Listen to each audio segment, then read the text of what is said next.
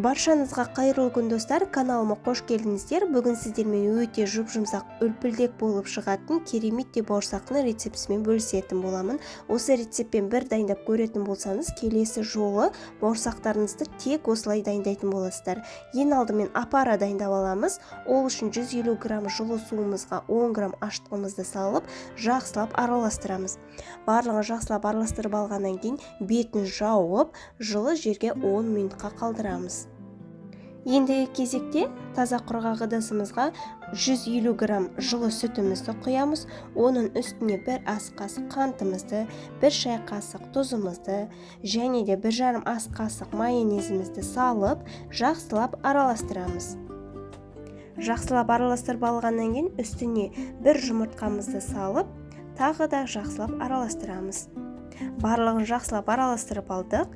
Ендігі кезекте көтерілген ашытқымызды, яғни апарамызды құйып, тағы да жақсылап араластырамыз. Електен өткізілген ұнымызды саламыз. Ұнды бірден салып жібермеңіздер, аз мөлшерден салып, жақсылап қамыр илейміз. Яғни ұнымызды бірден салып жіберуге болмайды. Бізде ұнымыздың сапасына байланысты аз немесе көп кетуі мүмкін. Бізде өте жұмсақ және де қолға жабыспайтындай қамыр иленуі қажет.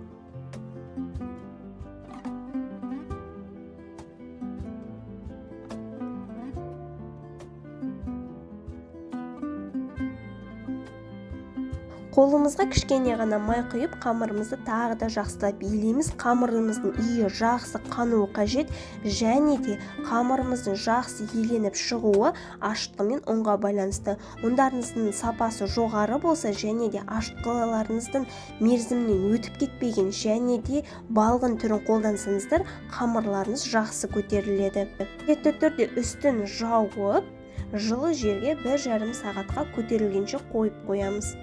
Жалпы бауырсағымыздың қамыры осылай әдемі болып көтеріледі.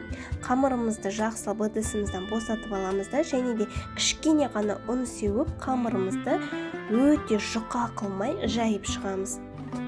Қатты жұқа қылып жайсаңыздар, бауырсақтарыңыз пісу барысында көтерілмей немесе қатты болып қалуы мүмкін. Сол себепті өте қатты жұқа қылып жаюдың қажеті жоқ.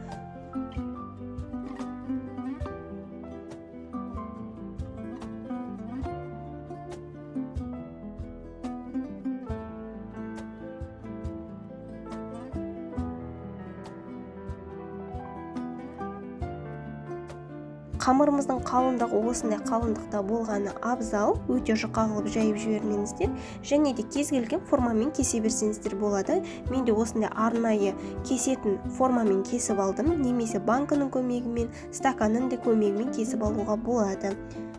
Бізде осындай артық қалған шетіндегі қамырларды да алып, бауырсақтар жасай береміз.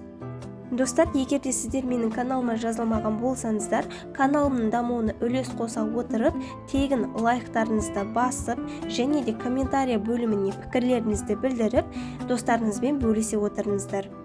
Сіздердің әрбір пікірлеріңіз мен үшін өте маңызды.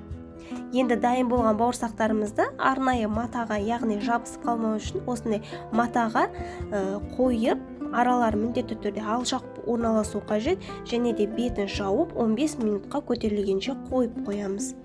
Бауырсақтарымыз көтерілгенше майымызды қыздырамыз. Менде сұйық май және де тоң май екеуін жақсылап араластырып қыздырып алдым.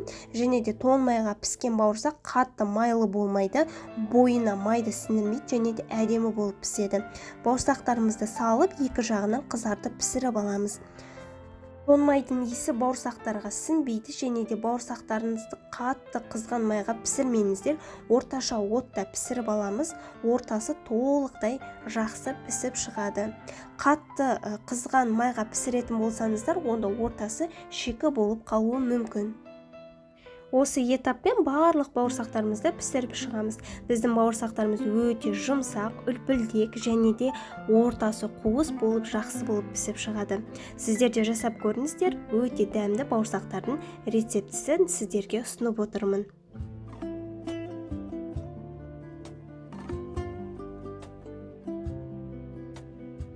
Мінекей достар, біздің бауырсақтарымыз пісіп шықты. Көріп тұрғандарыңыздай өте әдемі болып шыққан. Сіздер де жасап көріңіздер, еш өкінбейсіздер.